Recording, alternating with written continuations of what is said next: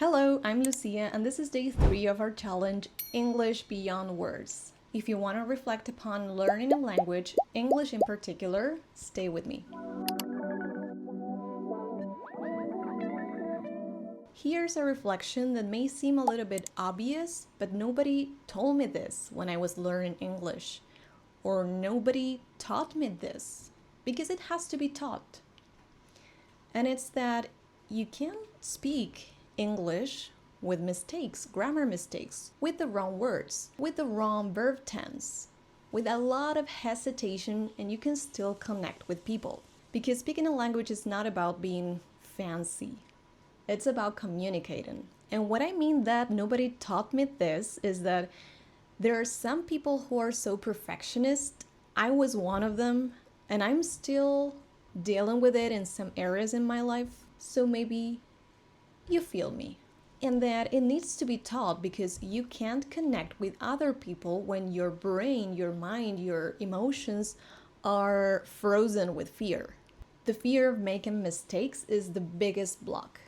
And I've seen this, and I still see this a lot in my classes with my students. They come to me saying that they have a certain level, and I doubt it a little bit because I know that sometimes you believe or they believe that they have a certain level, but in fact they have a higher level than they think. But it's that block that they have that doesn't allow them to communicate as they would like to. So no, mistakes are not the problem. It's the fear of making them. That's the problem. So please, if you're watching this and if you're an adult, lower the pressure.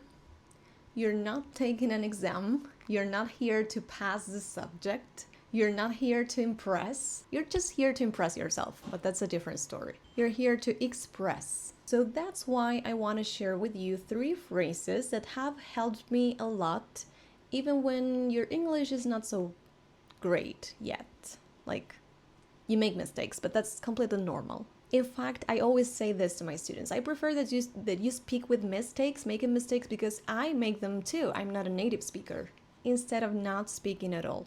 1. I don't know the exact word, but this buys time and it shows confidence. So whenever you don't know the exact word that you're trying to express, say this and try to describe it for the other person. 2. Let me explain it in another way. This also buys time for yourself and it makes you try to rephrase it without panic.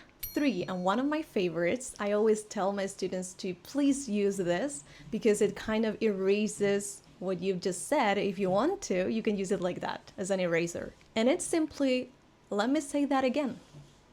Let me say that again. No pressure. You explain it again. And maybe in between you can inhale, exhale. You got this. And a reminder, you can also say, I'm getting the hang of it. Still applies, and it can work if you're still there. You don't have that level that would make you feel a little bit more confident, so you can show it by saying, I'm still getting the hang of it. And of course, fear is completely natural to every human being, and we can even record a whole video talking about fear. But when you choose to speak, even when you are afraid of making mistakes, that's really powerful. You grow, you become more fluent, and you expand. And when you notice that you went through that fear, even when you were shaken, your voice was shaken too, you're really proud of yourself and you trust yourself, you have confidence in yourself, and you keep going and you enjoy it. And the activity, the challenge that I have for you today is speak out loud, even just with yourself. If you don't have a partner that you can talk to, I know it sounds a little bit weird, but if you're not able to speak with yourself, then you're not going to be able to speak with another person. So try it. It's really great. Speak with yourself in the mirror so that you practice. If we are talking about a more technical aspect, you would practice how your lips and your articulating organs are moving when you speak English, and you can start adjusting it a little bit, but that's maybe for another level.